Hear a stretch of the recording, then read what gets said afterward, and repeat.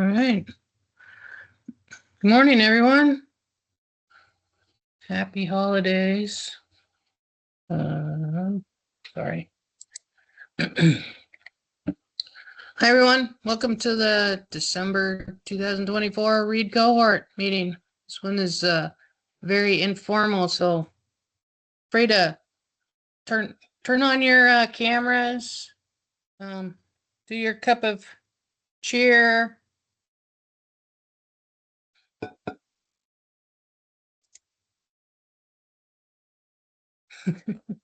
Yeah, and put on your hat or whatever Christmas decoration you got. You should show yours, Pete. All right, Christmas trees. And it's not on fire. It's a tree not on fire. You're muted. Yeah, it's a green tree. That's yeah, that's hopeful, right? Yep. So I got my first topic because I didn't get any topics emailed to me or anything. But Emily, Jen, you can come back on. Emily asked the question, what other fire positions are similar to Reed Reef that folks can pursue?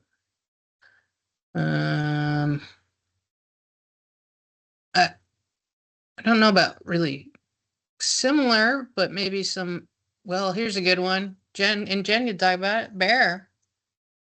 Yeah, we need bear positions. So yeah, definitely the post-fire world. It's very different, but it's similar to the resource advisor effort, but there's a lot more writing. There's a writing component, there's a field component, and then there's a writing component. It's a little different than resource advisor positions, but it's something that we need. We're recruiting right now. I will try to drop the recruitment form in the chat box, but please consider it. We definitely need help.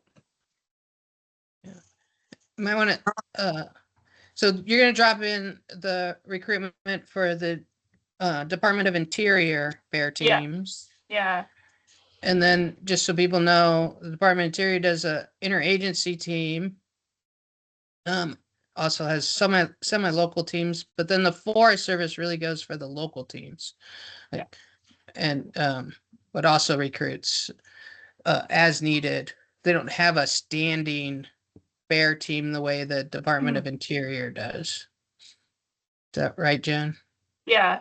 And everything's in flux right now. Forest Service really ramped up the past few years with bill funds and bar work.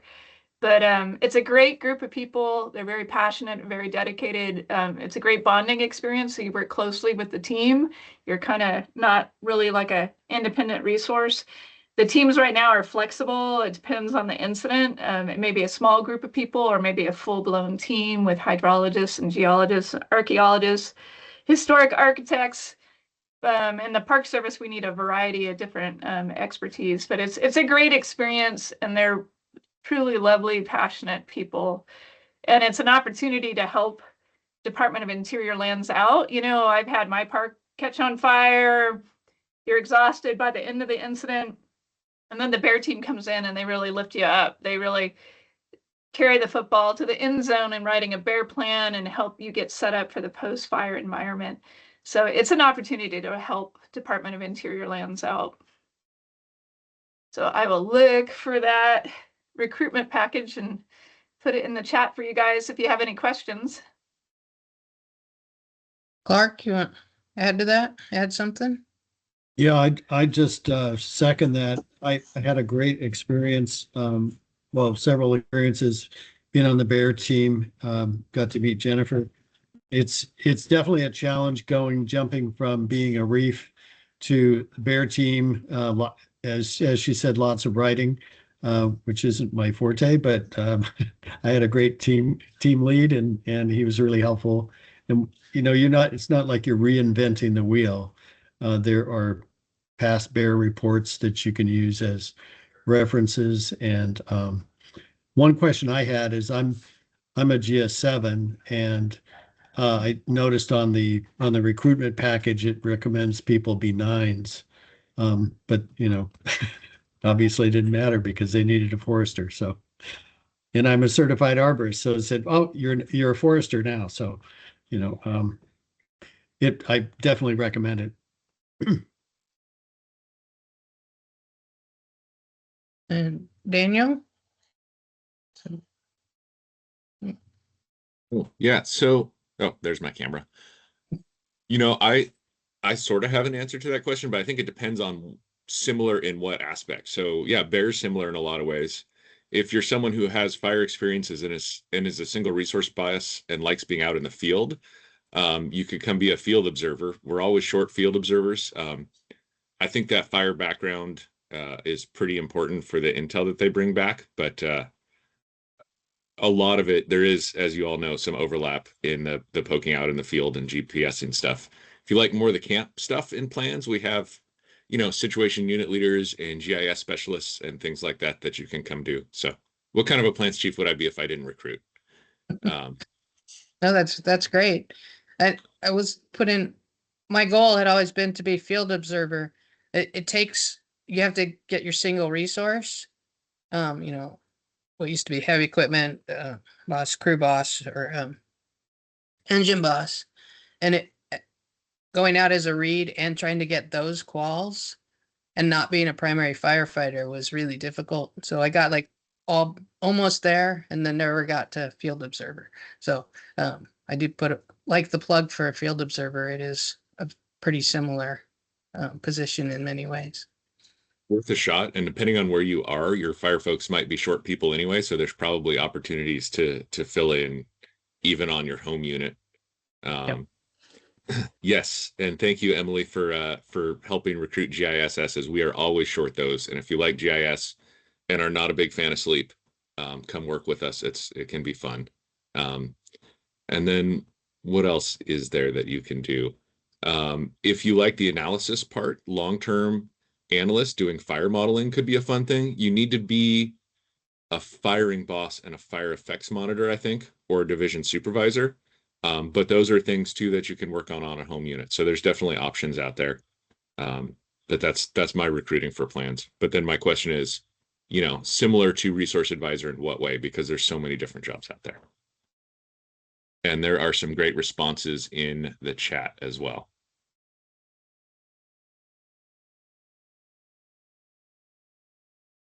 I got yeah. Going for your heavy equipment boss is always a great one for resource advisors. Even if you never really go out as heavy equipment, at least you know how to work with equipment and you know what the heavy equipment boss goes through and what they're supposed to be doing. And that can help you do your job better. I think Pete and I can also put in the plugs for some other jobs on teams, incident management teams. So going into a liaison officer and that interaction, and even if you don't do it as a liaison for resource advisors, that liaisoning with other groups, other outside entities that are affected by the fire, sheriff, the private landowners, and everything else like that is a great position. And PIOs. I don't know I barely know what PIO does. So.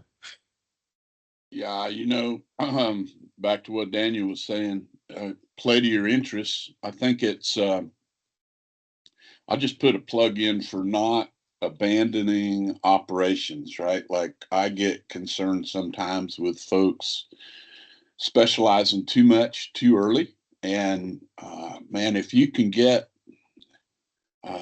to a squad boss or a crew boss, engine operator level in operations, I think that helps make you a more effective reef read arc by having currency there.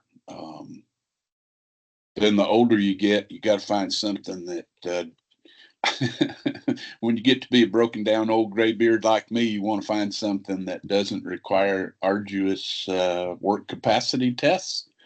PIO is a good one for that. Another thing in the public information world is that there's a new, only a couple year old, very entry level position called PIOT, Public Information Officer Technician, which has a very low bar in terms of prerequisite training, and great way to spend an assignment in the information shop, engaging not so much with the stakeholders as the liaison officer does, but with general public and the folks impacted by the fire. Outrunning trap line as a PIO, talking to folks in the local communities right around the edges of a fire.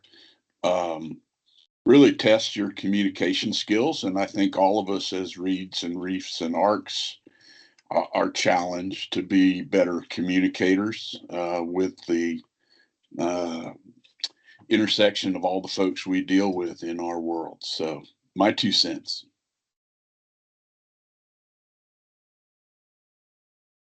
And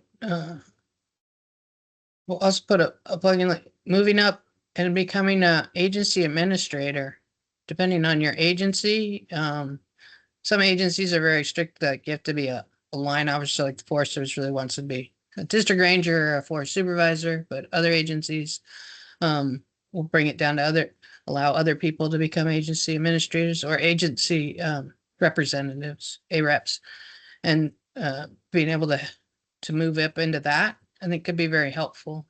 You're bringing skills of knowing what's on that land management unit and communicating that to firefighters. And with the Forest Service having moved to a task book system for agency administrator quals, it's more open for non-line officers than it used to be. And depending on what force you're on, more encouraged. Cool. Yep. Of course, there's also 6 different task books you get to do. So that's true. Yeah, the Forest Service put in place a whole bunch of different task books for agency administrators for the different levels. So if you're in the Forest Service, it's a little tricky to figure out which one you'll need and what level. What I'm trying to,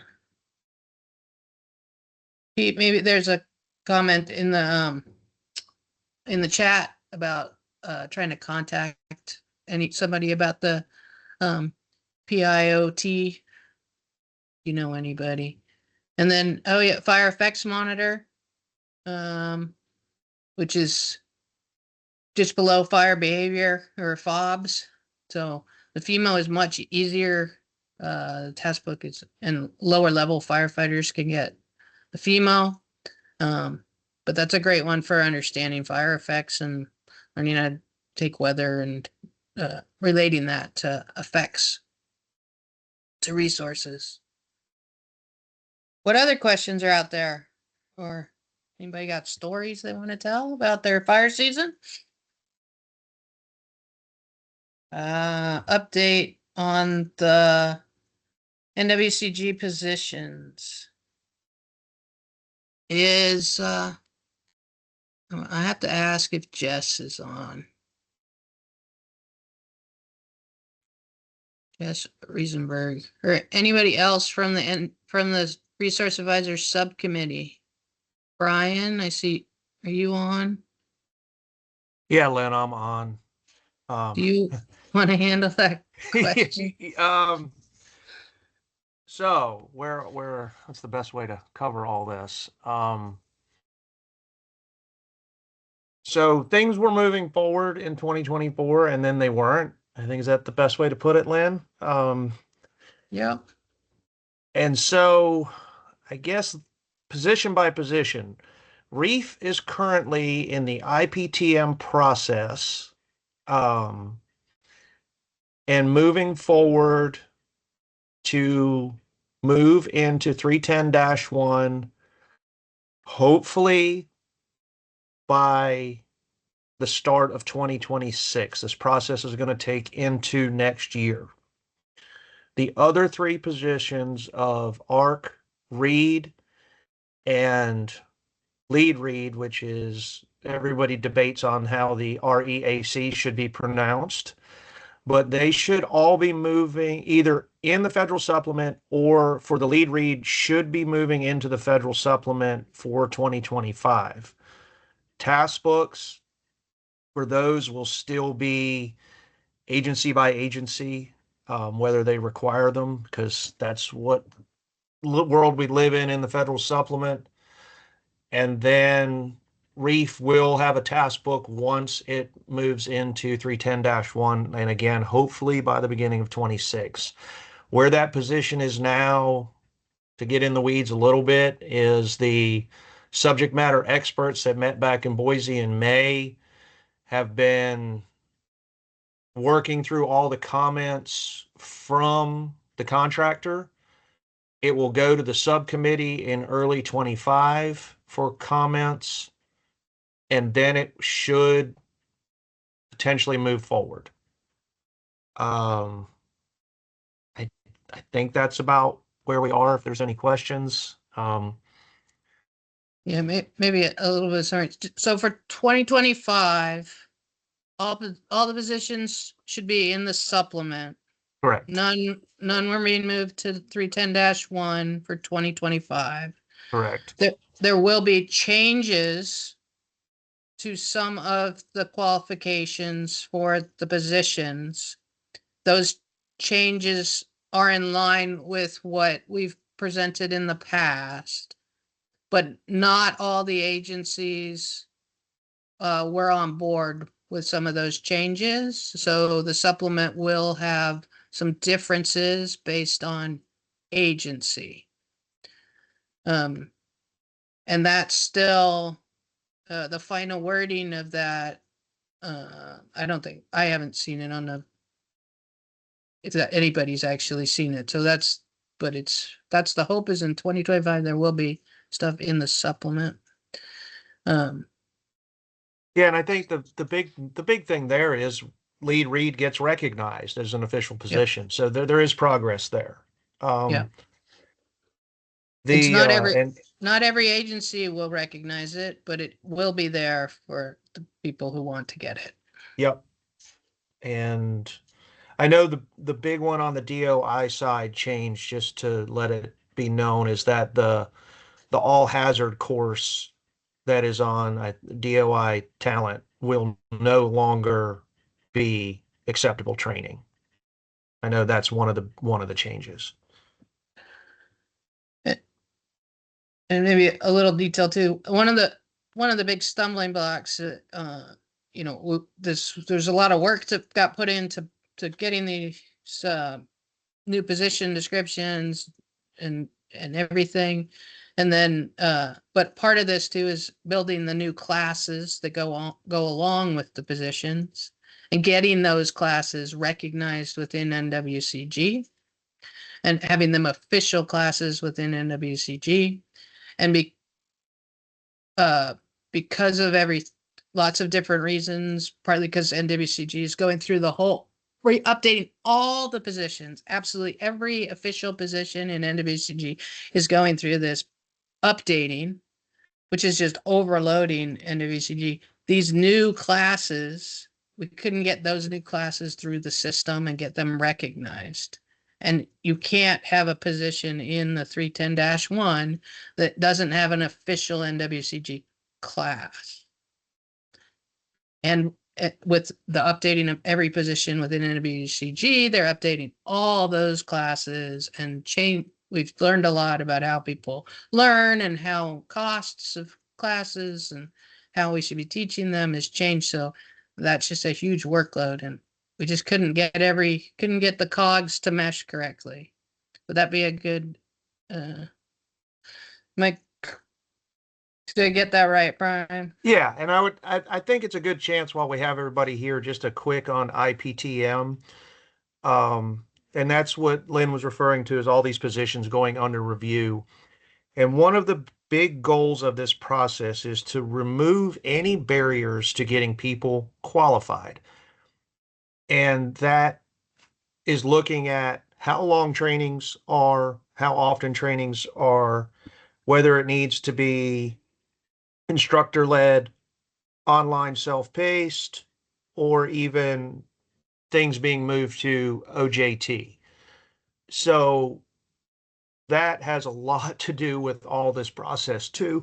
And there are people getting sticker shock when there's been a traditional course, let's say that's been 72 hours, and it goes through this review process, and next thing you're in an 8-hour course and trying to work through all these little changes to make sure that we're going to, in the end, produce a good product for the field. Okay, we got a question on the supplement. I can try to do that. Sure. So within NWCG, all positions in which all agencies have agreed, yes, that is what we want, and that is all the and every single agency agrees to it, goes into what's called 310-1. That's the PMS, the publication under NWCGs, and it's the Standards for Wildland Fire Position Qualifications, PMS 310-1. That's for every position. Then there's a supplement that is positions that most agencies agree to, or actually even one agency can say, this is what we want in this position. That is published, and it shows which agencies accept it. So you can have 1, 2, 3, 4 agencies that say, yes, we want it, or no, we don't want it. And then the other agencies put their stamp on it. And then, so people can get those qualifications, but there also may be some differences in it. So currently, all resource advisor positions are in the supplement. They've never been in 310-1. So, and sort of that's what it's going to stay. There's just going to be some edits to them, and the lead read is going to be added. Does that answer the question? Hey, Yeah. Lynn, there was a question Yeah. about read and drones. And you want to show a drone? Well, someone had a question about a drone, so I was just wondering if that's a good question to answer. You have an answer? Go for it.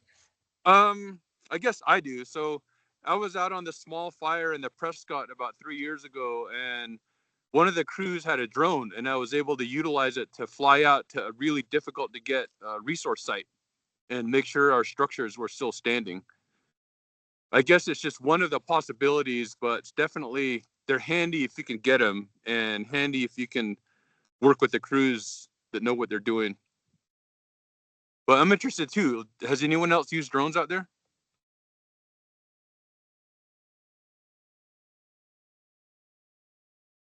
Hey, this is Fran McCormick. Can you hear me? Yep. Yeah. Gotcha.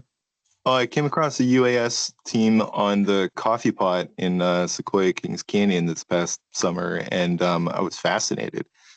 They were talking about the potential of doing like a precision drop of ping pong balls kind of burning out away from a historic site that we couldn't finish getting line around before we got yanked from the area. And so, at that point, it was just kind of, it seemed like the potential use case scenarios were kind of off to the races for me. So I got interested, and I'm definitely interested in pursuing that too. Although, I think I'd probably have a hard time getting adequate support from inside my unit for that competitive of a course.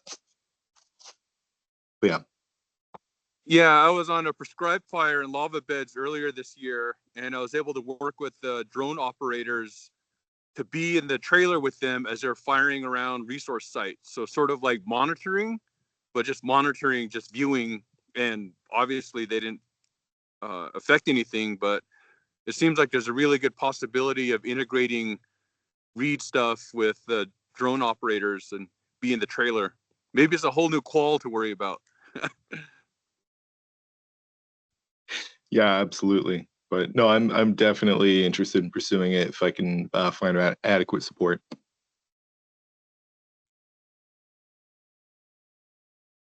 Yeah, just beware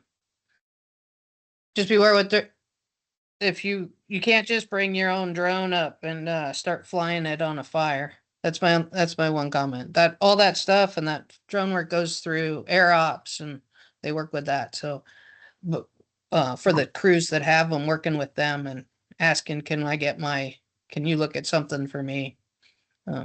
Totally appropriate. Yeah, and great. it's all fun and games till Skynet turns on us. Yeah. And you take out a bucket. Cool. Trying to keep up with Wiley. Do you want to make your comment, speak your comment or speak your question? I'm not really sure.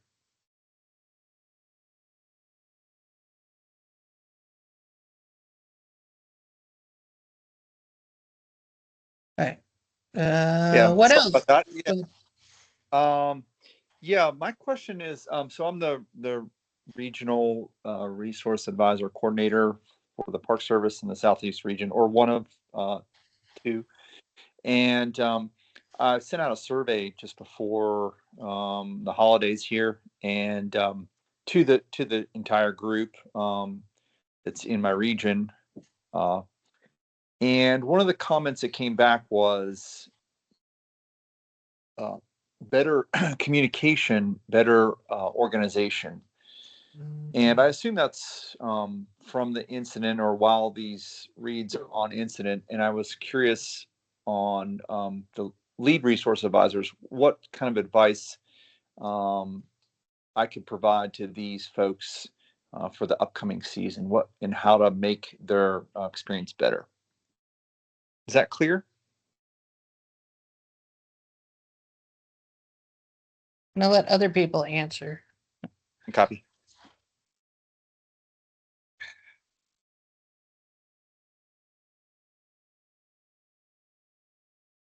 Hey, Wiley, this is Pete. Yeah, I'm biased, but I just got done re-watching the YouTube recording of our last month's meeting of the cohort, which was the panel of agency administrators. And, it struck me that a common theme among them was that same one you're putting forward here, communication. And of course, I'm biased because I'm a PIO as well, and that's supposed to be our stock in trade. So, I guess I say all that to say, man, communicate early, often, and in the most common lingo that you can with the fewest acronyms while you're still following the chain of command, right? So if folks are concerned about better communication, sometimes they got to take the first step because the lead read may be thinking I'm doing a good job communicating. And until they get feedback back from somebody on their read team that they're not feeling the same way, it can't get better, right? Or the agency administrator feels like I've communicated my leader's intent real well, and I don't want to be too involved with my reef team and them feel like I'm micromanaging them or not trusting them. And so until somebody tells me different, I'm going to assume things are good. So, I think another piece of that is just ways that we communicate off incident so that we all feel like we're getting or staying in the loop as much as we can. And that's one of the things the cohort's all about. Between these monthly calls, the library that we have on the Google Drive, and other ways that we try to share knowledge and be a community of practice. Yeah, copy that, Pete. And just for clarification, I was asking that question not because I'm in charge of these folks or organizing them or leading them in any way, but more of how to provide them a better experience. And yeah, I think I like that you brought up the last month's meeting, and also, part of the Southeast region NPS cohort is all hazard, and I think there's a lot of work to do there that can be ironed out in terms of a read response.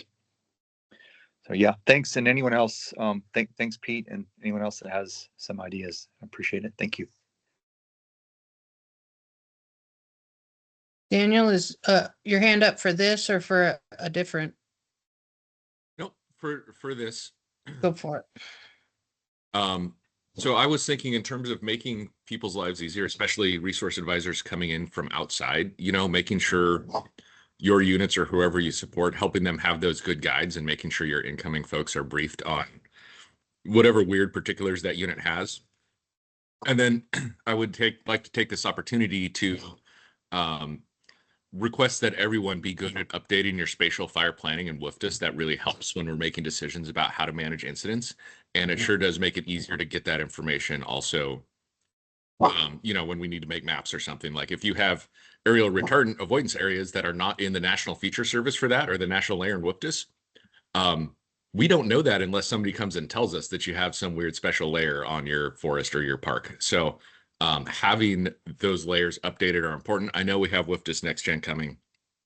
That should get easier with the new spatial fire planning service. It's in flux now, but regardless, keeping spatial fire planning updated is super important for making things easier when an incident does happen.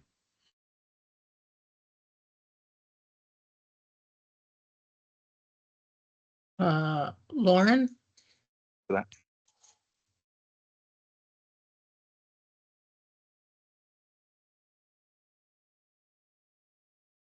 If you're talking, you're still on mute. All right. Well, we're doing this. Go ahead. Hi, this is Lorena. I wasn't sure if you were calling on me. Sorry. I just wanted Apologize.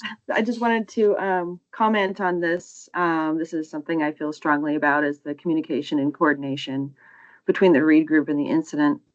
I worked with BLM, used to be with the Forest Service, and we've developed a really good system with our local read group, working not only with our BLM folks, but also interagency with CAL FIRE. And what we've found that really, really works is having a solid relationship with our agency representatives and our agency administrators and IC, and ensuring that the incident knows that we're there to support them. We run our crew, our resource advisor group,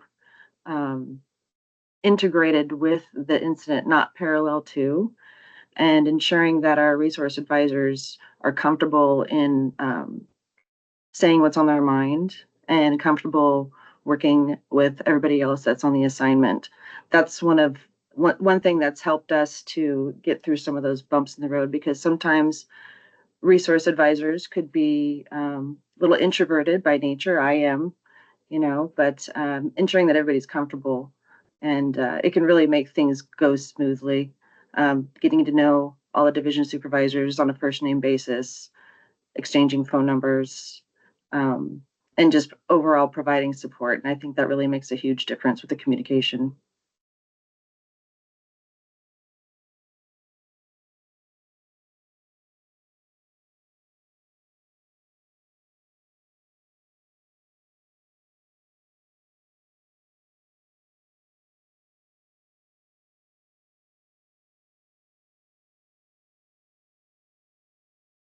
Lynn, you're muted. Were you calling on me? Yeah, I'm sorry. No, I have to. Yep, I was calling on you. Go for it. Yeah, no worries. Good to see you again, Lynn. Good to see you. So, my name is Scott Bodle. I'm the Resource Advisor Coordinator for the Boise National Forest. And we had a heck of a fire year this year on the forest. I think at times we had possibly 5 CIMTs running at one time between all our incidents. So I just wanted to touch on a couple of things, that I found this year, as it was very stressful and there was a lot of coordination I was doing. either as a lead read connected to an incident or operating more as a coordinator for all those incidents and trying to help out. So we brought in over 135 resource advisors from off forest this season, plus all the reads we used from the forest. So that was a real high number. And on these calls, I always hear about people that are looking for opportunities, but I'll say I put out a lot of requests for reefs or reads and got a lot of UTFs. So I'm not sure where the problem is that we're not getting those people if they're really available. Or I don't know if people are just waiting for name requests, but that was a definite struggle this year was getting people. The other thing, I'm really happy that the lead read position is going to go into supplemental because I think that was the biggest thing for us this year was getting qualified leads to be able to come onto the forest. We have some great ones here, but we ran into 2 incidents where we had leads from off forest that ordered replacements and they showed up as a qualified read, but had no experience or expected to engage with a CIMT on a type 1 level incident. And that created a lot of issues right away. With people like me having to just all of a sudden jump to a different incident or something like that to try and take over. So I'm really happy that we got that. I just wanted to touch on that. I think as far as working with people and training and everything, I highly recommend if you want to be a lead read, go through the training that they have. I know there's only 1 or 2 put on a year, but I think that will really help. It's a different mission when you're doing it. And being able to work with the AAs is extremely important. I like the fact that when I show up, usually I've worked with most of the AAs by this time. We had people from all over the country, and I had experiences with them. A couple of them I'd worked with on Cap Canyon when I was a lead down there or something like that. But, building those relationships quickly with the AAs is going to be really helpful. Make sure you're talking with them, make sure you're communicating all the time. I had a lot of free reign on things, probably more than some other people will, but I really wanted to touch on the fact that, we put out the call a lot. I put it onto the Facebook page. I put it into requesting to IROC, and we got a lot of nothing. I sent emails to hundreds of folks. So I would say if you want to be a reef or read, put yourself available just like a firefighter and make sure you're available for that full 2 weeks.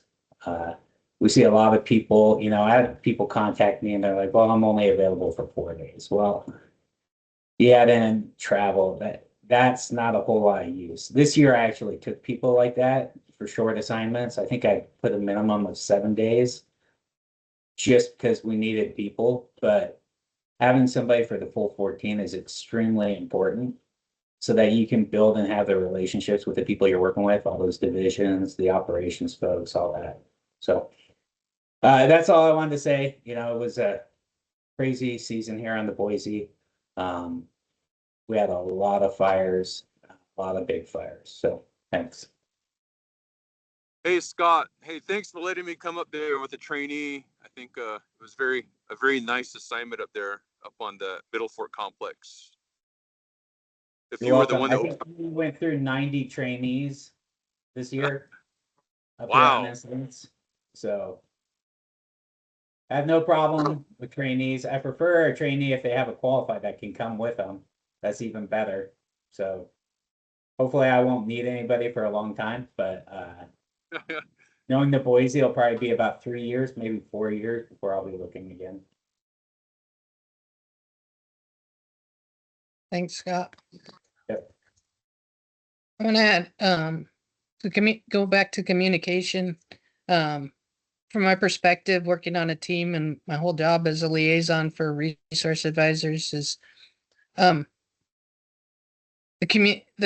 communication is actually in the ear of the person who's receiving it.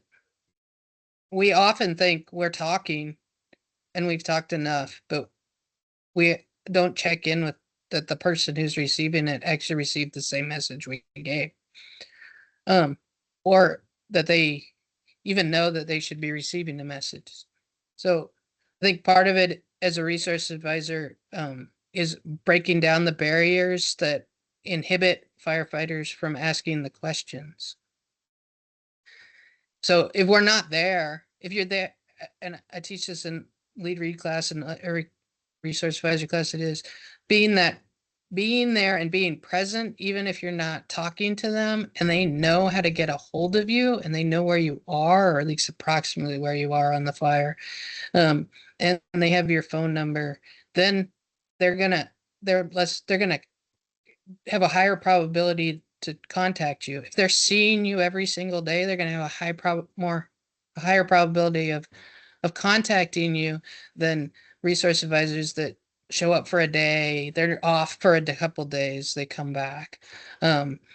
Just having seen that on a few fires that I've been on the last few years, that consistency, having a lead read who's in camp, not going out on the line, especially for big fires, not going out on the line, but is there in camp. So ops just walks over, or they're in there with ops. If you're on the line and ops is looking for somebody in camp, they're not, they're, and unless it's a huge issue, the AAs are down there breathing down their neck about, they're not going to call 4 or 5 people or looking, or they might look and then they'll get sidetracked onto something else, and then continually talking about what your issues are and asking, did you understand that?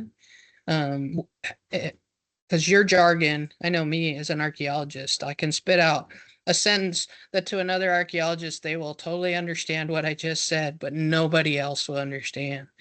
So really trying to be like, oh, whoops, let's reel that back, and how do I did you understand that? And they may be like, and then re-speaking it, and then doing the same thing for them, going like, I didn't quite understand, and asking more questions.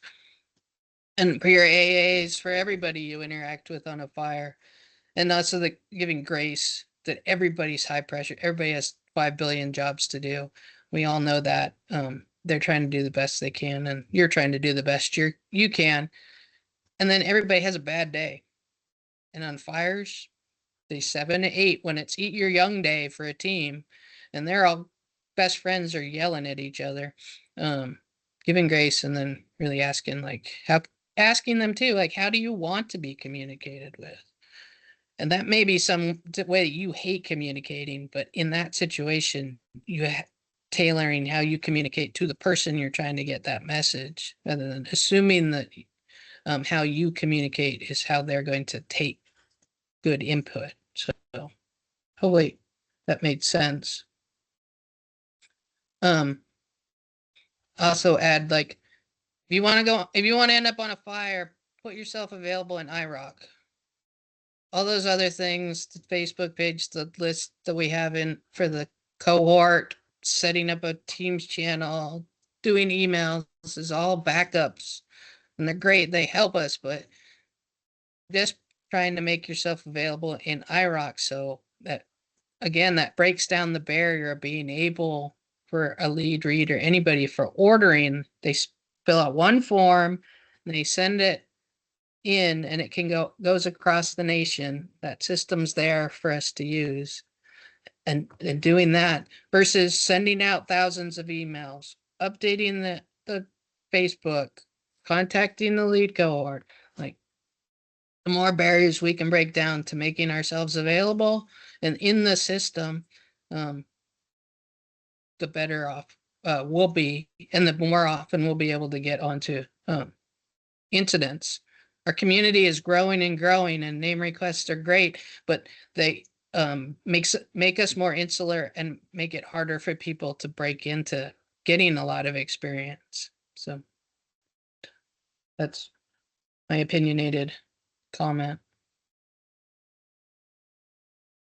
Anybody else want to jump in here while I catch up on the chat? Lynn, the only thing I would say there is it's surprising to me that some of these UTFs are not don't appear to be making it across the country, because I was trying to help my supervisor get out on an incident, and she was available in IROC, and I was watching just for reference to see if anything was getting UTF'd in the eastern area, still produces a UTF list. And not once did I see reef come across as UTF. So it concerns me that maybe some of these UTFs aren't making it all the way across the country. So can I touch on this a little bit, because I'm not a dispatch person, so I can't speak to exactly how the system works. I know that a lot of positions where there's not a lot of them, or their distribution is not even, sometimes it is really difficult to get orders filled without a name request because of the way they shop orders. Like we have that problem with prevention, where not everybody has prevention technicians. So the order has to get to a place with available prevention technicians. And sometimes name requests help with that, but they're not normal because most positions, it's best to not do that. So the other thing is, and I posted something about this in the chat, if you put in a resource order with a date and time needed of the day after tomorrow, they're not going to try most likely to fill that order out of Florida if you're in Washington, because the time to mobilize isn't going to meet the deadline that you set for your resource need. So make sure, work with your ordering or expanded, that when you're ordering resources, the timeline on which you need those resources is such that they won't cancel them because they can't meet it. With that, you can always put "will take sooner" on your general message to let them know that, yeah, you need them right away, but if you have to wait, you're willing to wait. So that's something that we found was really helpful for that.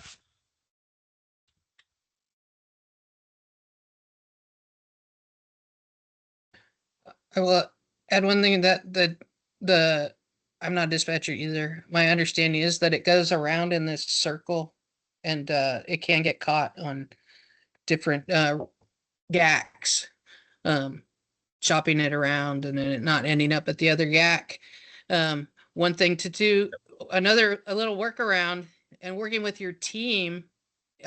Teams are every day determining what their high priority positions are. And a lead read could go and work with that team and try to get, hey, resource advisors are a high priority, and get that put on the 209. And then that gets sent out to the GACs and the overseers, and they're supposed to figure out who gets priorities. The situation unit leader would be a great person to talk to about that. One thing we do need to do with the 209 is explain why that is a critical need. So have that thought and that explanation before you go with them, and just say, hey, we have a critical needs resource for resource advisors. Say, hey, we have a critical resource need for 2 fireline resource advisors for a week to protect this critical cultural resource. If we don't do it, it'll be lost, something like that. So it's clear, it's time tagged. And that's how it happens with all of our other resources, because everybody says they need 10 hotshot crews, right? To get my 10 hotshot crews, I have to say why, what I need them for, what it buys the GAC to give those hotshot crews to me instead of a different team. And I can't imagine that resource advisors are any different. I've critical needs, plans people. I've critical needs logistic people. I critical needed was equipment managers once, and I had to learn what they did to be able to explain why we need to be the top priority for those. So that's a really helpful suggestion. And then I had one other thing, but I honestly don't remember it. There's a good there's a good video about how the 3-tiered dispatch system works, with how the GAC gets the order, shops it in GAC. If it doesn't go there, it goes to Nick, and then Nick gives it to a GAC, and then that GAC shops it at their dispatches, and so on. I'll grab that video and post in the chat for people who are interested more about how the dispatch system works. Andrew. Hey, yeah, and I appreciate the conversation about dispatching, because that is the other thing that I do other than resource advising. I am a expanded dispatcher supervisor. I would say that a lot of what Daniel mentioned about making sure you have the right need, date, and time, making sure that you're available national or GAC. Those are the best ways to do it. And how it gets shopped is we often go to the nearest GACs first, because we're looking at the time that the position is needed or whatever it is, and then we start working from there. What we find in the Southwest, and this is nothing against Region 5 in California, but a lot of people put themselves available national, and things will sit in California for days. And that's just how they do it over there. But it does go to Nick, depending on what preparedness level we're at. But I have seen many orders, not necessarily just reef, but many orders go back east, especially this year. We had a ton of resources we were bringing from back east. But they will run a list, and every day they will run a report and saying who's available where, and they will start sending things to the GACs that have people available. And based on what Lynn said about the time frames, like if they're going to send it back east and it's feasibly that the amount of time of getting someone mobilized might take longer, but that's still possible, especially if they're putting will take sooner, or they're putting it out for quite a ways. So there is ways to work the system, I guess, to make it work in dispatch. But honestly, for us in dispatch, the best way is to go through us, other than backdoor deals, because that makes it very hard to make sure that we're being as effective as possible. I do have, there was a question here about, once you make yourself available in IROC, what's the best way to make sure that other people know that we are available? There isn't really, except for telling your friends, but I think the one thing is talking and making friends with your dispatchers. And making sure the dispatcher is like, you want to be available, you want to go on an assignment. You're not making their job easy too. And don't turn down assignments when you get a call for an assignment. And they're looking at those lists every day. If they know they have those specialists, can be more inclined to going, oh yeah, I know that person is available and wants to do it. So makes the shopping around and quicker and easier. But that's building that relationship. All right, we got 8 more minutes. Anybody got a good fun story from this year? You know what? I have a story that I would like to share. I was out on a fire, and we had in the situation unit, my sit leader ended up helping a bunch of the resource advisors with field maps, getting on field maps, because we had some who hadn't been on that before. And then I helped somebody who had a weird issue with their field maps. I submitted a couple of support forms for people, help work them through the process. Anyway, it was like kind of like normal stuff for us.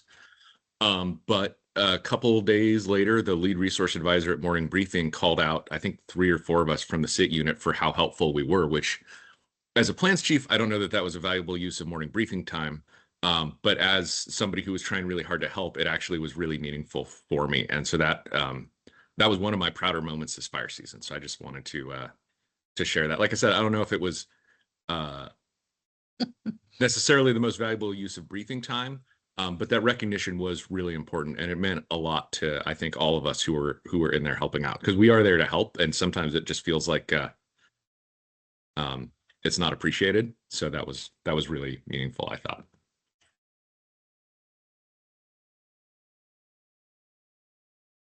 Yep, we can show that appreciation to the people that are helping us. That's really great. So, happened a long time ago, but we had a timekeeper who helped to read. So we found out that they loved beef jerky. So we started stapling beef jerky to the CTRs and put it on the box. So that timekeeper always knew the resource advisor times because of the beef jerky. And the next year she told us she still hadn't eaten all of what we gave her. What else?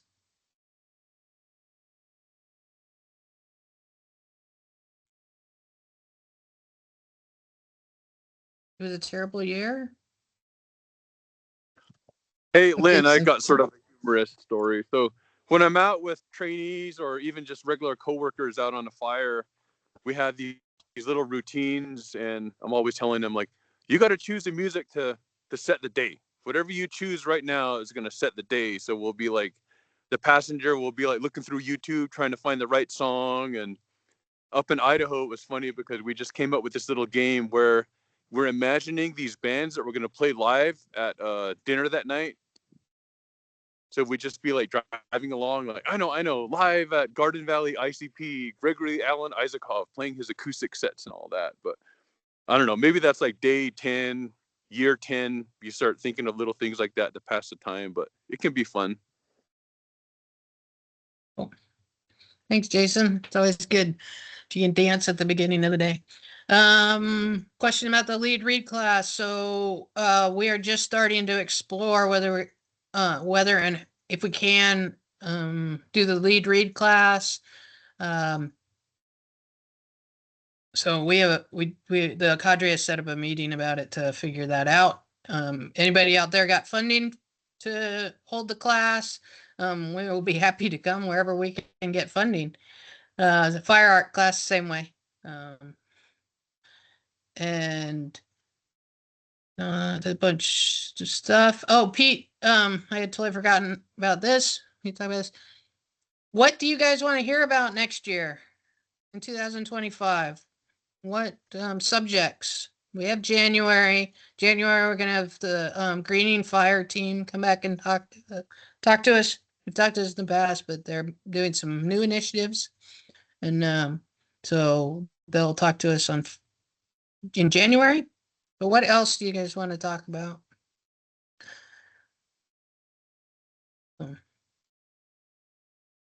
Shoot us messages. You got something to add, Pete? Christmas tree. Hey, as Wiley brought it up earlier, but I think a topic on a month focusing on all hazard incidents would be helpful for us. And we always look back at what we've covered before and what we haven't covered maybe recently. And but always good to hear from the folks that participate. What makes this a good hour for you? I would just like to say thank you to you, Lynn, for your longtime leadership in making us a community. And you're one of my blessings this holiday season, not to get too cornball.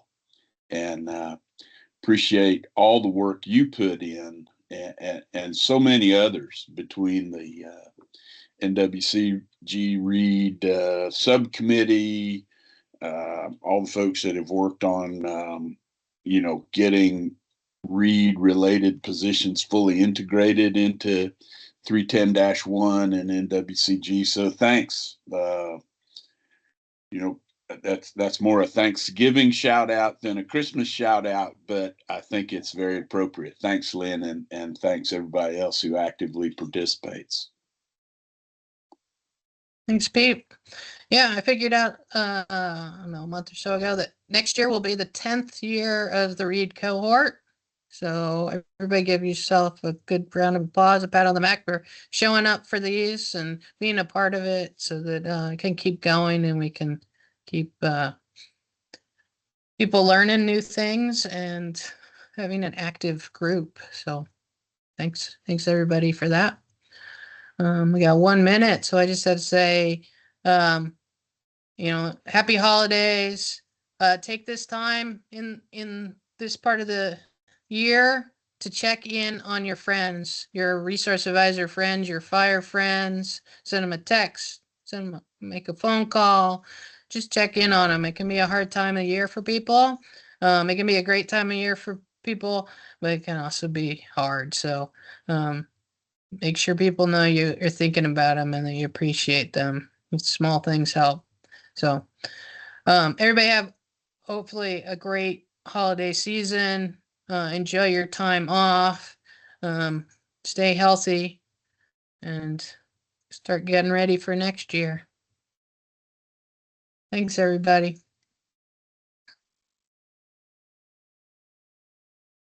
Have a Merry Christmas, everybody. You too. Thanks. Thanks, everyone. Thanks, Lynn.